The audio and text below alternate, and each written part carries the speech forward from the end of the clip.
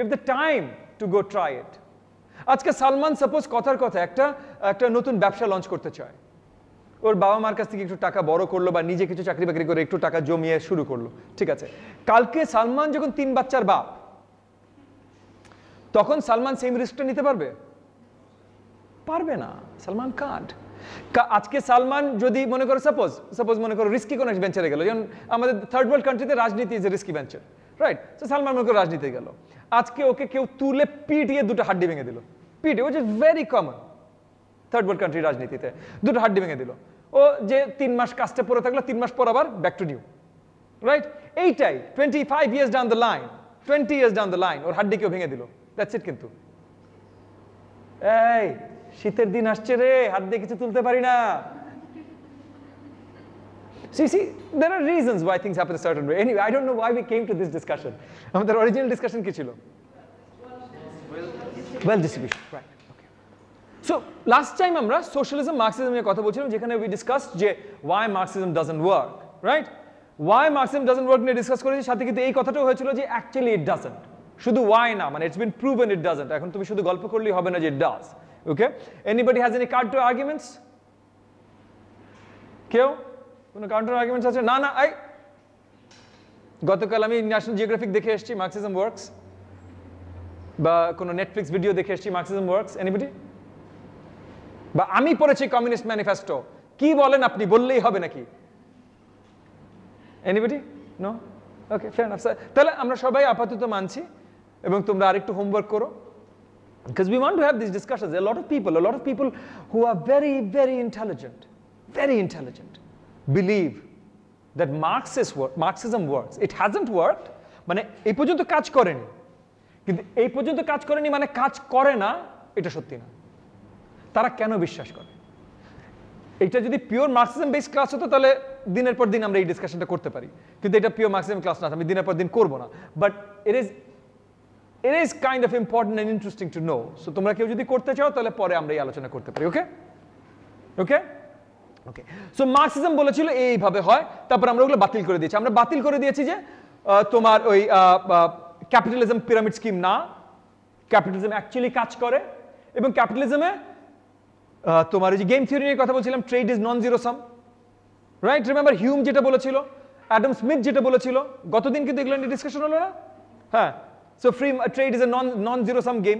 লকও যে কথাটা বলেছিল, সবাই একসাথে কাজ করলে তার বেশি হবে। So lock, Hume, Adam Smith, এত বড় বড় নামগুলো একই কথা বলেছে। তারপর গতদিন আমরা পড়লাম তোমার কি জন মেইনার্ড কিনসের কথা, ফ্রেডরিক হেয়েকের কথা, রাইট? এরা সব এত বড় বড় কথা বলেছে যে তার মানে ট্রেড ইজ নন জিরো সাম। তাহলে মার্কস একা বললেই হবে যে capitalism is a pyramid scheme, এটা ধসে পড়বে? না, এটা হবে না। ফাইন। এইবার আসো আমরা 19th সেঞ্চুরি থেকে রিসেন্ট আসি। রিসেন্ট মানে গত 3-4 বছর। গত 3-4 বছরে নতুন আরেকটা বই বেরিয়েছে, এটার নামও capitalism. Capitalism in the 21st century. একজন অর্থনীতিবিদ টমাস পিকেটি এই বইটা লিখেছেন, ফ্রেঞ্চ অর্থনীতিবিদ। উনি অনেক হার্ডকোর রিসার্চ, মানে কয়েকশো বছরের ডেটা কম্পাইল করে, কয়েকশো বছরের ডেটার ভিত্তিতে উনি যে কনক্লুশনে এসছেন, এবং over the last few years কেউ তাকে শক্তভাবে, কন্ট্রাডিকশন অনেকেই করেছে, কিন্তু শক্তভাবে রিফিউট করে, মানে কন্ট্রাডিক্ট করে তাকে কন্ট্রাভিন করতে পারেনি, মানে couldn't prove him wrong. ওকে, এইটা হলো somehow in a roundabout way gets to be slightly supportive, if you will, Karl মার্কসের আইডিয়াটা, এই যে পিরামিড স্কিম। কেন পিরামিড স্কিম? ওকে। সো পিকেটির রিসার্চে, পিকেটি এই যে 200-300 বছরের wealth research of most of western ইউরোপে দেখে পিকেটি যেটা বলছে, বা পিকেটির ডেটা যেটা বলছে, যে ওয়েলথ আর রিটার্ন অন ক্যাপিটাল ইকোনমিক গ্রোথের থেকে বেশি। রিটার্ন অন ক্যাপিটাল ইকোনমিক গ্রোথের থেকে বেশি। তার মানে কি? তার মানে ইকোনমিক গ্রোথের থেকে ওয়েলথের গ্রোথ সবসময় বেশি। ইকোনমিক গ্রোথের থেকে ওয়েলথের গ্রোথ সবসময় বেশি। একটু চিন্তা করে, give it a second, let it percolate. What does that mean? Economic growth কি? এই যে বাংলাদেশ আমরা বলছি যে আমাদের 7.7%, 7%, 8% জিডিপি গ্রোথ হচ্ছে, দ্যাটস ইকোনমিক গ্রোথ। মানে আমাদের ইকোনমিটার সাইজ বাড়ছে, যেই হারে ইকোনমিটার সাইজ বাড়ছে সেই হারে নট নেসেসারিলি জাস্ট পপুলেশন বাড়ছে what not, so per capital মানে এভরি ইন্ডিভিজুয়াল তার ইকোনমিক মাইট বাড়ছে অন অ্যাভারেজ। সো আমরা 50 জন, আজকে আমাদের 50 জন মিলে 50 টাকা আছে, কালকে আমাদের 50 জন মিলে 100 টাকা আছে, তাহলে সবাই বেটার অফ, সবাই better off economic growth. Okay, so first and foremost Piketty বলছে যে ওয়েলথ ইকোনমিক গ্রোথের থেকে তাড়াতাড়ি গ্রো করে, রিটার্ন অন ক্যাপিটাল ইকোনমিক গ্রোথের থেকে, ইকোনমি যেই হারেই বাড়ুক না কেন তার থেকে ওয়েলথ আরো তাড়াতাড়ি বাড়ে। এটা হলো পয়েন্ট নাম্বার 1। ওকে, পয়েন্ট নাম্বার 1 এর উপরে যদি তুমি বেস করো, সো এই যে তুমি এই যে জিডিপি 7-8% গ্রোথ বলছে না, এখানে লং টার্ম রিটার্ন, এই যে পরিষ্কার দেখো, there is no country whose long term growth in per capita output exceeded 1.5%. So 300 বছরের ডেটাতে কোন দেশ লং টার্ম গ্রোথ 1.5% উপরে ইকোনমিক গ্রোথ হয়নি কোন দেশে, কোথাও না। হ্যাঁ, অনেক কারণ আছে, যেমন মনে করো আজকে তোমার ইকোনমি 8%, 9%, 7% তুমি কেন বলতে পারছো? কারণ তোমার ইকোনমি অনেক ছোট, অনেক পিছিয়ে আছে। একটা ছোট জিনিসের বড় হতে কিন্তু বেশি সময় লাগে না, ঠিক না? সো যেমন মনে করো যে সাপোজ রাহাতুল যদি আজকে প্রোটিন খাওয়া শুরু করে আর জিমে যাওয়া শুরু করে, রাহাতুল প্রথম 2 বছরে কিন্তু 20 কেজি থেকে 120 কেজি হয়ে যাবে, বা হয়তো মানে 70 কেজি থেকে, না রাহাতুল কত 50 কিলো, 50 কিলো থেকে 80 কিলো হয়ে যাবে। কিন্তু এরপর এই যে 80 কিলোতে যখন সে অনেক মাসকুলার হয়ে গেছে, এরপর প্রত্যেক কেজি পুট অন করতে তার হয়তো 2 বছর 3 বছর লাগবে। সো যখন তুমি একদম গরিব, সো যখন তুমি একদম রোগা, তখন একটু মাংস বসাতে বেশি সময় লাগে না। একবার মাংস হয়ে গেলে তারপর the next growth level is very very difficult, right? তো বাংলাদেশ আমরা 80-র দশকে মানে 90 দশক পর্যন্ত এবং 90 দশকের শুরুতেও আমাদের দেশের ইকোনমি চ্যারিটির উপর চলতো। রিমেম্বার তোমাদের সাথে আলোচনা করছিলাম এটা, না অন্য ক্লাসের সাথে আলোচনা করি, ডাজন্ট ম্যাটার। তোমাদের জন্মের আগে আমাদের দেশের ইকোনমি বেশিরভাগ সময় চ্যারিটির উপরে, দানের উপরে চলতো। তোমরা এসে এগুলো দেখোনি। রিসেন্ট, খুব রিসেন্ট ফেনোমেনা আমাদের দেশের ইকোনমি এমন জায়গায় গেছে যে আমরা জোর গলায় বলতে পারি, এই বেটা আমার মন্ত্রী আমার পদ্মা ব্রিজ থেকে চুরি করবে, তোর কি? এটা আগে আমরা বলতে পারতাম না, এটা খুব রিসেন্টলি আমরা বলতে পারি। ওকে, সো আমাদের ইকোনমিক মাইন্ডটা, আমাদের ইকোনমি আমরা আস্তে আস্তে গ্রো করছি। কি বলছিলাম? সো এই যে ওই রোগা অবস্থায় তোমার একটু বাড়লেও কিন্তু সেটা 10%, 20%, 40% গ্রোথ হয়ে যেতে পারে। কিন্তু ওয়ান্স ইউ হ্যাভ গ্রোন, তারপর কিন্তু তোমার গ্রোথ খুব স্লো হয়। ওকে, এটা স্পেসিফিক বাংলাদেশের ফেনোমেনার কথা বলছি, বাট ইন জেনারেল, তাহলে in general historic data proof করে যে 1.5% এর উপরে ইকোনমি গ্রো করে না লং টার্মে। ওকে, ইয়েস সালমান।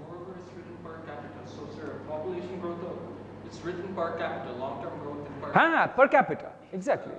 পপুলেশন গ্রোথের সাথে কমপ্লিটলি কানেক্টেড। কারণ দেখো, এই যে যেমন মনে করো তুমি চায়নার ইকোনমির কথা ধরো, চায়নার ইকোনমি ফট করে যে এত বাড়লো, রিমেম্বার গতদিন আমরা ইন্টারন্যাশনাল ট্রেডের কথা বলেছিলাম, বাট আরেকটা বড় কারণ হলো চায়নার পপুলেশন, ওয়ার্কার বেস বাড়ে। ওয়ার্কার বেস যখন বাড়ে তখন ইকোনমি বাড়ে, আউটপুট পাওয়ার বাড়ে। ওকে, এনিওয়ে মুভিং অন, কি যেন বলছিলাম?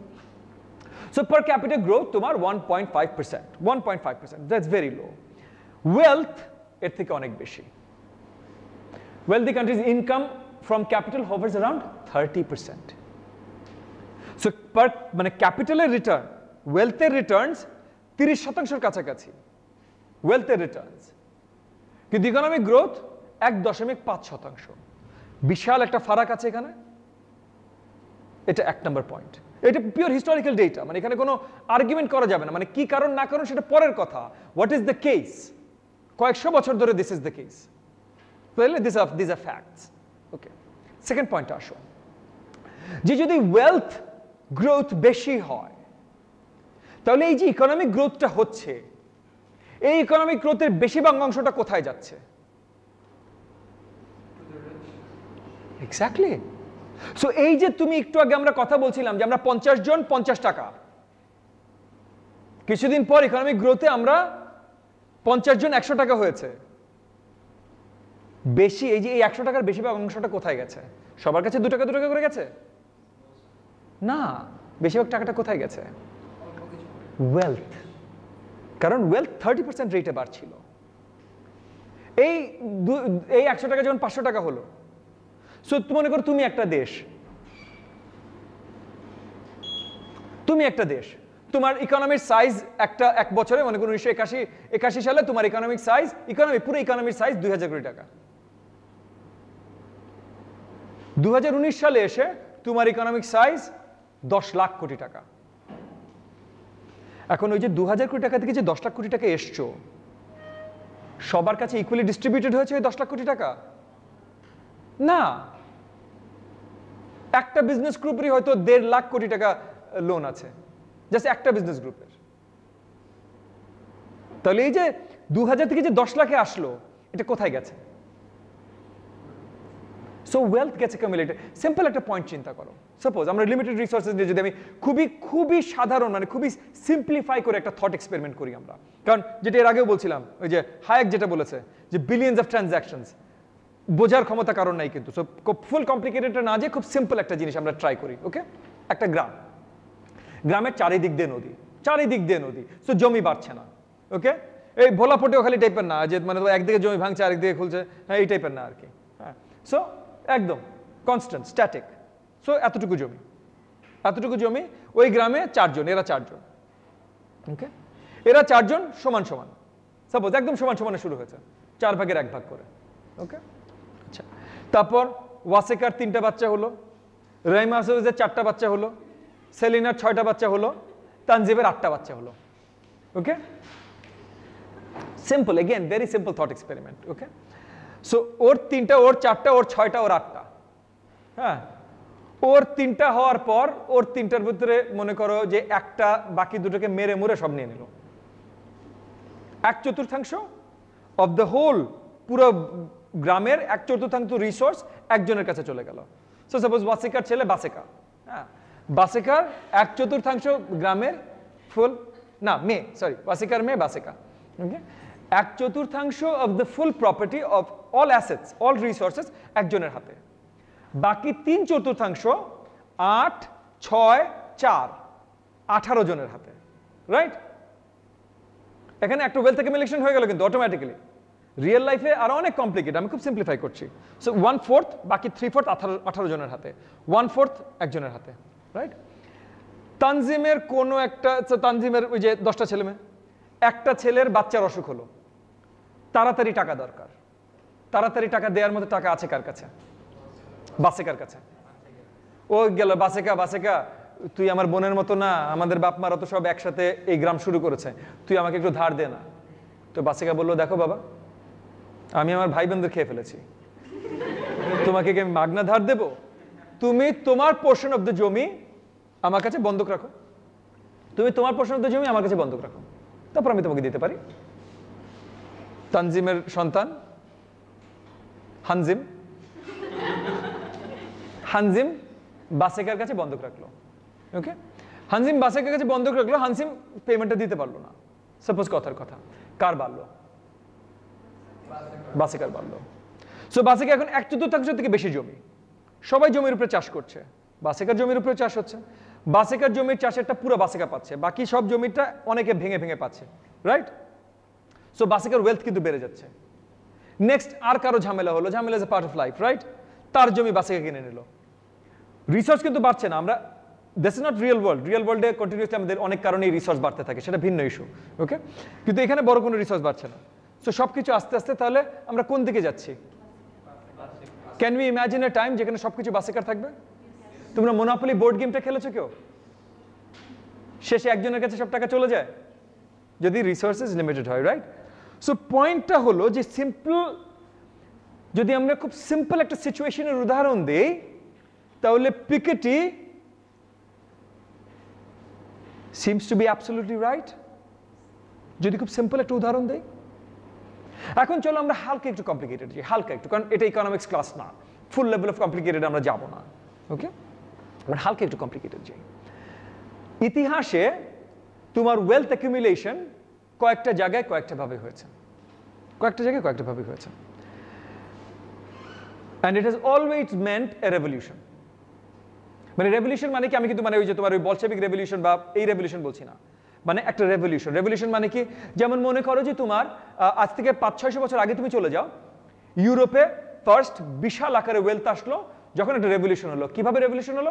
ক্রিস্টোফার কলম্বাস আমেরিকাস খুঁজে পেল, নতুন রিসোর্স খুঁজে পেল, ওখান থেকে স্লেভস আনা, ওখান থেকে তোমার gold mining, silver mining, huge increase of wealth, right? 300-350 বছর আগে আবার একটা বিশাল রেভলিউশন হলো। সো ওটার পর আবার সর্ট অফ যে ডাচ, তারপর ইংলিশ, এরা সব এইদিকে কলোনাইজ করলো। স্পাইস ট্রেড নিয়ে আমরা অলরেডি কথা বলেছিলাম। দ্যাটস এগেন একটা trade revolution. So it's a revolution, it's completely something new. নতুন ওয়েলথ ইজ ক্রিয়েটেড। যখন এরকম নতুন ওয়েলথ ইজ ক্রিয়েটেড, তখন you get new entries into the rich. এর আগে এই ট্রেডের ওয়েলথ ক্রিয়েশনের আগে কারা ধনী ছিল? জমির মালিক, জমিদার। জমিদার কারা ছিল? যাদের জমি দখল করার শক্তি ছিল, রাইট? জমি দখল করার শক্তি ছিল। সো তুমি ধরে নিতে পারো যোদ্ধা বা আর্মি, জমি দখল করার শক্তি ছিল। সো তুমি যোদ্ধা হয়ে বা আর্মি হয়ে তুমি ঢুকে তুমি জমি দখল করবে। যতদিন পর্যন্ত তোমাকে যুদ্ধে হারিয়ে অন্য কেউ না আসছে, ততক্ষণ পর্যন্ত তুমি ওয়েলদি। এবং যেটা হতো যে নতুন কোনো একটা কনকারার এসে যদি জিতেও, রাজা চেঞ্জ হয়েছে, ব্যারোনিয়াল ক্লাসেস মোটামুটি বেশিরভাগ সময় সিমিলারই রয়ে গেছে। সো আমি এসে জায়গা দখল করেছি, কিন্তু আচ্ছা তুই ওই পাড়ার মালিক ছিলি, তুই ওই পাড়ার, তোরা ওখানেই আছিস বেশিরভাগ সময়। যদিও প্যারেটো, উইলফ্রেড প্যারেটো এটা নিয়ে আর্গিউ করে যে, বাট এনিওয়ে উইলফ্রেড প্যারেটোর আর্গুমেন্ট অন্য কিছুতে আমরা যাবো না, মস্কো বা ওদের কারোর কথাতে আমরা যাবো না, আমরা আপাতত এখানেই থাকছি। সো তাহলে নতুন ওয়েলথ রেভলিউশন ছাড়া ক্রিয়েটেড হয় না, এবং যখন কোনো বড় আকারে নতুন ওয়েলথ ক্রিয়েটেড হয়, তখনই নতুন ওয়েলদি আসার সুযোগ পায়। সো ইন্ডাস্ট্রিয়াল রেভলিউশন, নতুন ওয়েলদি আসার একটু সুযোগ। তারপর আবার এই যে তোমার মনে করো ইন দ্য 90s কি হলো? Information technology revolution. এই যে আজকে যে নামগুলো শোনো, বিল গেটস, মার্ক জুকারবার্গ, এরা কি পুরনো ওয়েলথ? না, এদের ওয়েলথটা কোথায় ক্রিয়েটেড? এই রেভলিউশনে। সো এই রেভলিউশনে নতুন ওয়েলথ ক্রিয়েটেড হলো, তখন এরা ওয়েলদি ক্লাসে এন্ট্রি করতে পারলো। সো তাছাড়া এরকম একটা রেভলিউশন ছাড়া নতুন কেউ wealthy classes usually join করে না। Why? Because wealth keeps on increasing. You can't really compete. Wealth keeps on increasing, you can't really compete. তাহলে এখন if you take Piketty at face value, complete face value, তাহলে কি মনে হয় যে marks যেই কথাগুলো আগে বলে গেছিল যেটা সাস্টেইনেবল না, সেটার ভিতরে কিছু সত্যতা থাকতে পারে? নাকি সাথে সাথে অ্যাডিশনালি মনে হয় যাচ্ছে পিকেটি এই কথা বলছে, কিন্তু সাথে সাথে অরিজিনালি তো আসছে যে রেভলিউশন কিন্তু হয়ে যাচ্ছে, সেটা নতুন জমি পাওয়া রেভলিউশন হোক আর নতুন টেকনোলজি পাওয়া রেভলিউশন হোক। আচ্ছা নতুন জমি আমরা এখন পাবো না, ঠিক আছে, মার্স কলোনাইজেশন ওয়াটনট অনেক পরের কথা, কিন্তু নতুন টেকনোলজি তো হয়ে আসছে। There was the industrial revolution, there is the IT revolution, এখন নেক্সট আসবে robotics, nano technology, AI revolution. So তাহলে হয়তো নতুন ওয়েলথ এইভাবে ক্রিয়েটেড হতেই থাকবে, রাইট? But majority তাহলে majority partakes in these revolutions? না, তাহলে মেজরিটির সাথে ইমব্যালেন্সটা রয়ে যাওয়ার সম্ভাবনাই সবচেয়ে বেশি। Wealth keeps on getting accumulated. আর খুব সিম্পল মোনোপলি টাইপের বা ওই যে ওয়াসেকার গ্রাম টাইপের সিচুয়েশনে ফুল কনসেন্ট্রেশন, রাইট? ফুল কনসেন্ট্রেশন। যে সব বলে না এই যে টপ 1%, টপ 1%, টপ 1%, বিশ্বের টপ 30 ধনী জন, 30 না, টপ 10 ধনী ব্যক্তি, they own close to 30% of the world's assets. Close to 30%. 700 কোটি মানুষ। কত মানুষ বিশ্বে? 700 কোটি। 10-100 জনের হাতে অর্ধেকের কাছাকাছি, বাকি 700 কোটির হাতে। কারণ 10-100 কাটলে 700 কোটি তো কমে না, কমে, বাকি 700 কোটির হাতে মিলিয়ে অর্ধেক। আর বটম 10% এর হাতে 1%-এর অর্ধেকের অর্ধেকের অর্ধেকের অর্ধেকের অর্ধেকও নেই bottom 10%-এর কাছে।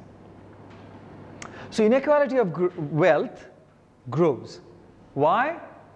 Because wealth grows much faster than economic growth, among other things. ঠিক আছে? Make sense? We understand? Yes? Good.